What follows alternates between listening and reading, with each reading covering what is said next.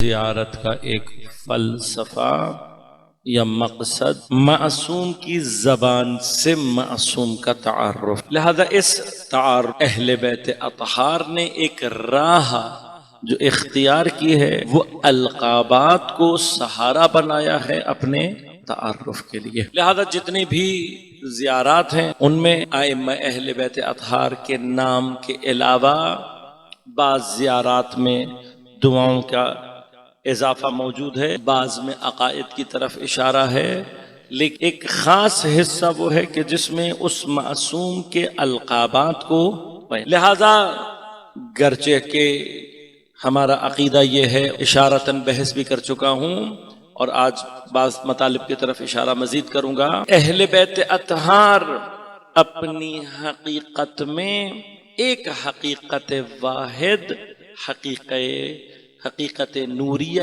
محمدیہ ہیں۔ لہذا اول ما خلق اللہ نے سب سے پہلے میرے نور کو خلق کیا۔ جب پیغمبر یہ فرما رہے ہیں تو یہ ناظر اس بات پر ہیں کہ جس وقت یہ نور خلق ہوا تو نوری، میرا نور جب کہا ہے تو مراد کیا ہے کہ میں محمد مصطفیٰ صلی اللہ علیہ وآلہ وسلم، اس اعتبار سے یہ نور اپنی حقیقت میں حقیقت محمدیہ ہے، اس اعتبار سے لیکن جس وقت یہ خلق ہوا ہے اس نور 14 پرتوں اس وقت سے موجود ہیں، یہ کہ وحدت مطلقہ اس اعتبار سے صرف پروردگار عالم کے لیے ہے، وہ واحد ایک ایسا ہے کہ دو کا تصور۔ لہذا یہ انوار، پھر فرمایا وَأَنَا وَعَلِيٌّ مِّن نُّورٍ وَاحِدٍ، باقیوں کے لیے بھی فرمایا، اسی اعتبار کو ملحوظ خاطر رکھتے ہوئے فرمایا اولنا محمد، اوسطنا محمد،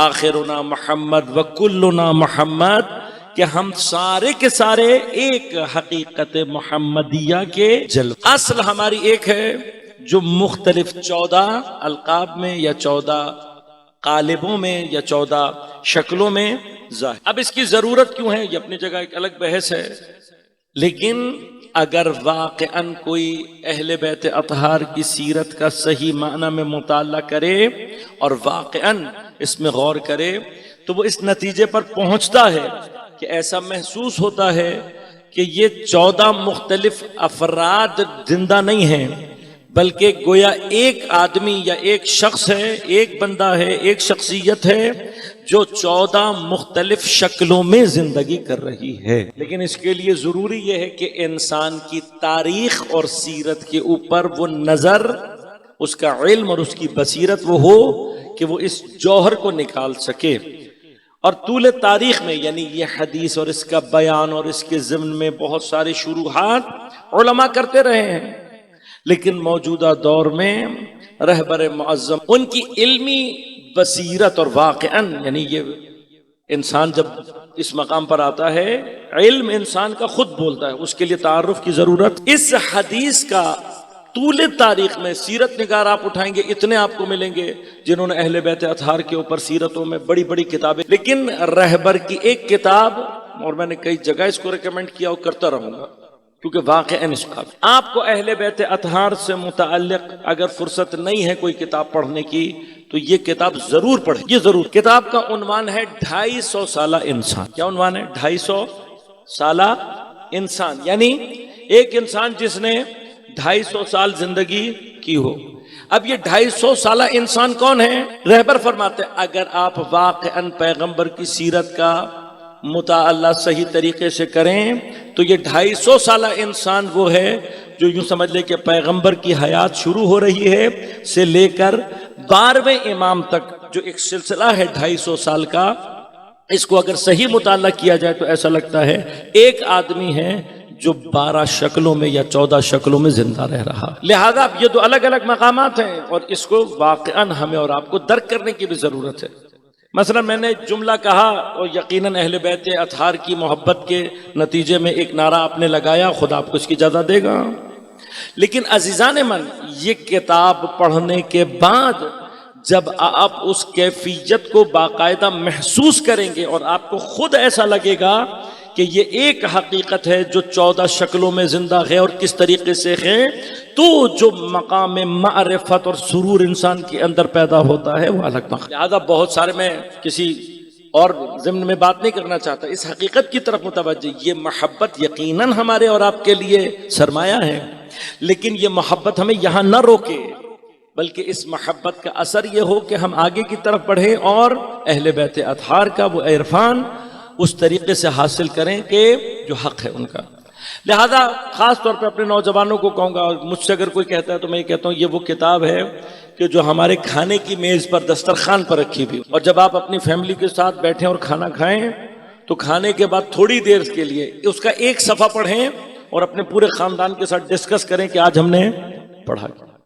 یعنی یہ کتاب پڑھنے سے زیادہ ہضم کرنے والی کتاب ہے، اور میں گارنٹی اس بات پہ، میں کئی جگہ یہ بات کہہ چکا ہوں کہ یہ کتاب آپ واقعاً سمجھ کر پڑھ لیں، امامت کے متعلق آپ کے نظریات تبدیل ہو جائیں۔ 1400 سال سے انشاءاللہ میں بطالب عرض آگے چل کے عرض بھی کروں گا، موضوع کا ہمارے انشاءاللہ حصہ بھی ہے، میں کوشش کروں گا وہاں تک پہنچوں۔ امامت کا جو تصور ہم نے 1400 سال سے اپنے ذہنوں میں بنایا ہوا ہے، وہ ایک ایسی مقام اور منصب کی کیفیت اور فضیلت کی کیفیت ہے جو ہمیں صرف معجزے کر کے دکھا دے، کرامات کر کے دکھا دے، ہم اس کی نسبت بعض فضائل کے حوالے سے آگاہی پیدا کر لیں، اور پھر محبت کا اظہار کر کے ہمارا اس کے ساتھ رابطہ کیا ہو کہ وہ ہمارے حوائج کو پورا کر دے، ہماری ضرورتوں کو پورا کر دے، ہماری مشکلوں میں آ کر ہمیں نجات۔ یہ وہ امامت کا تصور ہے جو بطور عمومی ہم نے اور آپ نے اختیار کیا۔ اس امامت کا نتیجہ کیا نکلتا، غور کیجئے گا، یہ مشکل ہے ہماری اور آپ کے ساتھ۔ اس امامت کے تصور میں امام غائب ہمارے لیے زیادہ اچھا ہے۔ کیوں؟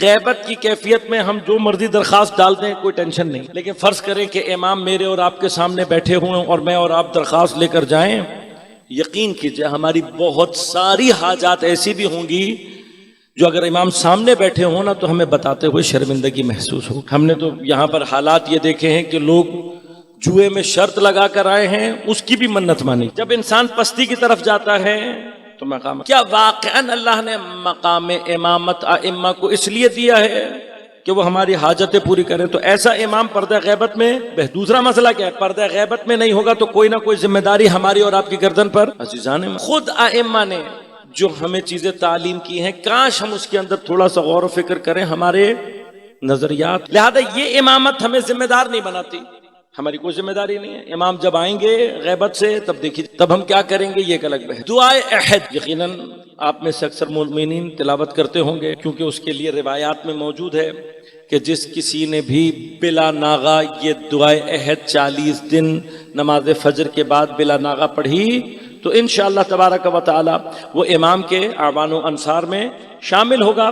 حتیٰ فرمایا کہ اگر انسان امام کے ظہور سے پہلے مر گیا تو اللہ تبارک و تعالی اسے قبر سے اٹھا کر امام کے انصار میں شامل۔ یہ جملہ بنیادی طور پر اس دعا کا حصہ ہے، ان حال بینی و بینہ الموت الذی جعلتہ علی عبادک حتما مقضیا۔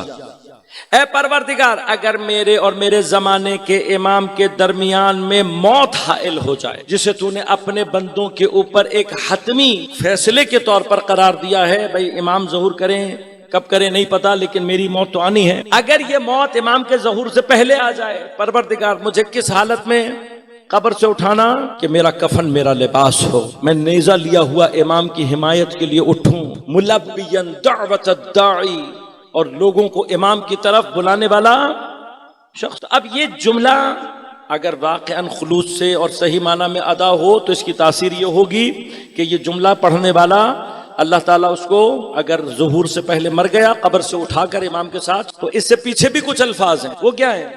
پروردگار میں بیعت کرتا ہوں امام سے، لا احول عنہ ولا ازول، پروردگار میں اس بیعت کو اپنی گردن میں ڈالتا ہوں اور میں اس بیعت سے نہ پھرنے والا ہوں گا نہ اس بیعت کو ختم کرنے والا ہوں گا۔ بیعت کا کیا؟ میں بیعت کر کے بھول جاؤں میرا امام کون؟ بیعت کہاں کی جاتی ہے؟ بیعت کا معنی ہی سیاسی حرکت ہے۔ پیغمبر نے بیعت کہاں لی؟ کن کن مقامات پر لی؟ ہر اس مقام پر کہ جہاں حضرت کو لشکر کی بیعت وہاں لی گئی ہے جہاں پر یہ تھا کہ تم بیعت کرو کہ بھاگ کر نہیں جاؤ گے، چھوڑ کر نہیں جاؤ گے، اس مشن میں، اس کام میں ہمارے ساتھ رہو گے۔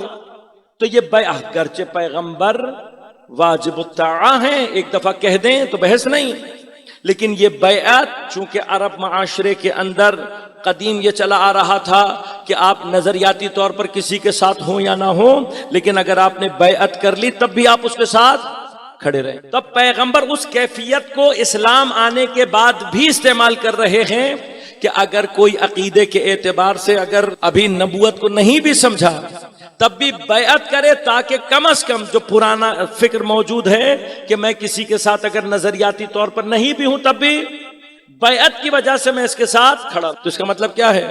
جب میں امام کے ہی کہہ رہا ہوں کہ پروردگار ھذہ بیعہ فی عنقی، پروردگار یہ میری بیعت ہے جو میری گردن میں آ گئی ہے، اور نہ میں اس کو کبھی تبدیل کروں گا، نہ کبھی اس کو چھوڑوں گا۔ تو اس کا معنی کیا ہے؟ روزانہ یہ بیعت کر کے پھر مجھے امام یاد ہی نہ رہے تو دعا کیا ہے؟ اللہم اجعلنی، پروردگار مجھے قرار دے، کن میں سے؟ ذابین عنہ، اپنے امام کا دفاع کرنے والا۔ کن میں سے قرار دے؟ مسارعین الیہ فی قضاء حوائجہ۔ گھر میں جا کے ترجمہ دیکھیے گا۔ مسارعین، سرعت اختیار کرنے والا، یعنی جلدی کرنے والا، تیز جانے والا۔ کہاں؟ الیہ، امام کی طرف۔ کس چیز میں؟